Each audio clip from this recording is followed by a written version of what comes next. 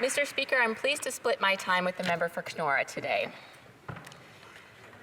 Mr. Speaker, it would have been difficult to predict over 150 years ago the shared vision of Canada's founding fathers, who gathered to create a dominion from sea to sea, would have led to a 29-year-old woman delivering the first speech of the new year and the new decade in our House of Commons.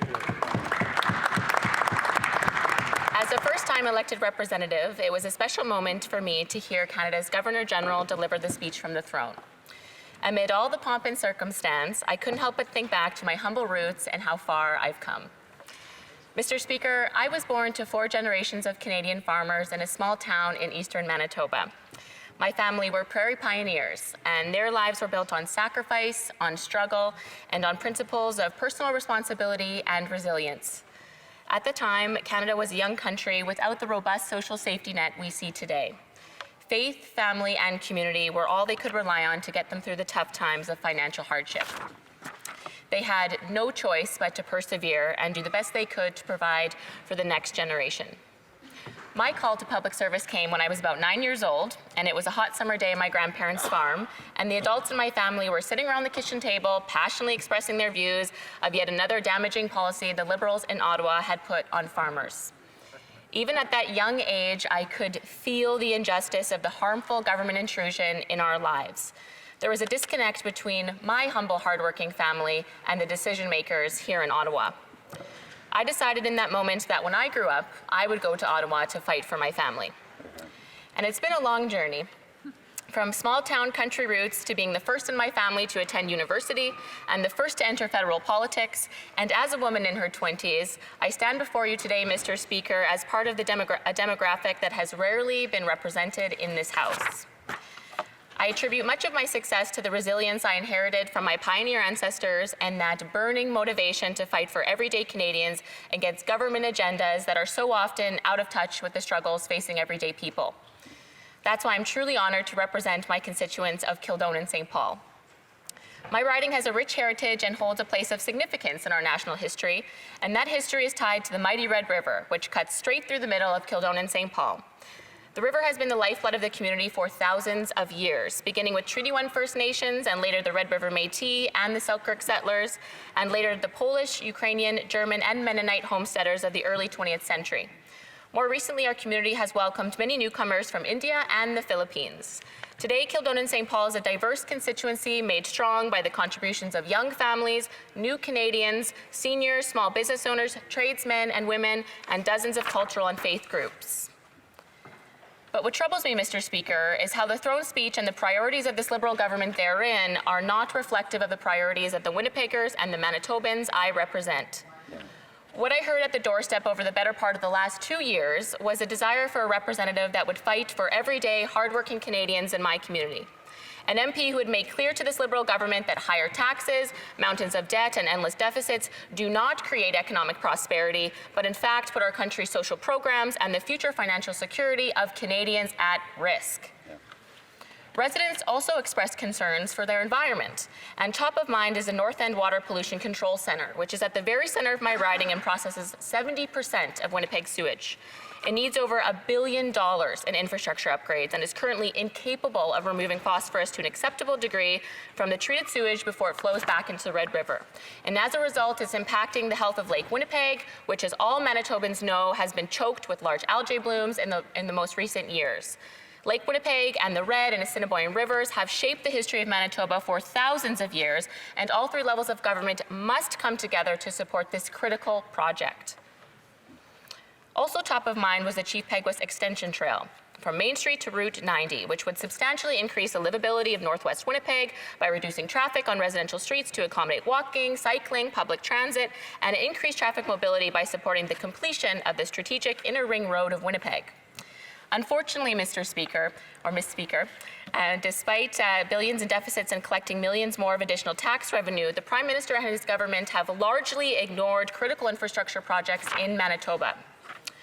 Winnipeggers are also looking at this federal government to take meaningful action to combat the meth crisis, which has wreaked havoc on Winnipeg in recent years and contributed to the dramatic increase in violent crime and contributed to its 44 murders in 2019, more than doubling from the year prior.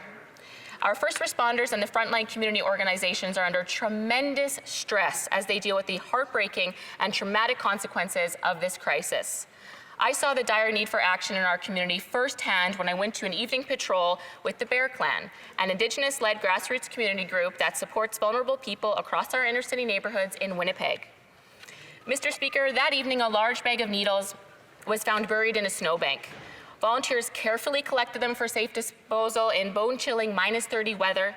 But the most shocking of all, Mr. Speaker, was when I looked up from our collection activities to see 3 young children peering down from a nearby second-story window. I couldn't help but think how inviting this fluffy snowbank may have looked to these children as they walked to school or played outside. Last year, the Bear Clan picked up more than 145,000 used needles in Winnipeg's North End.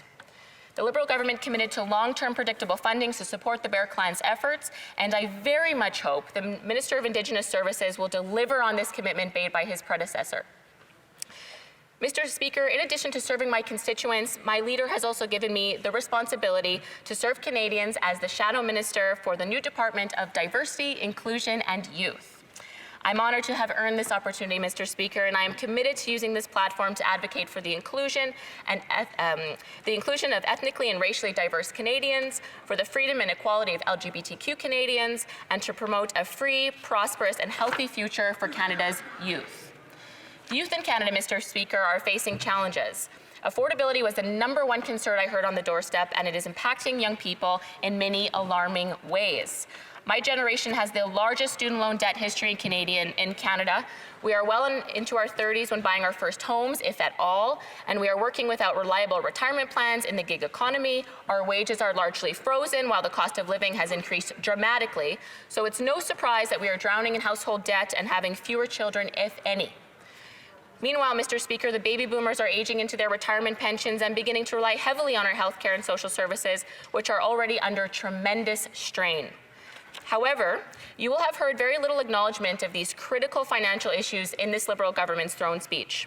Their multi-year, multi-billion-dollar deficit investments completely lack a strategic plan to secure my generation's financial future in the event of soaring interest rates or an economic downturn. This government is leaving us ill-equipped to deal with an uncertain and changing world, Mr. Speaker, and every person of my generation will live with the consequences if we don't get it right.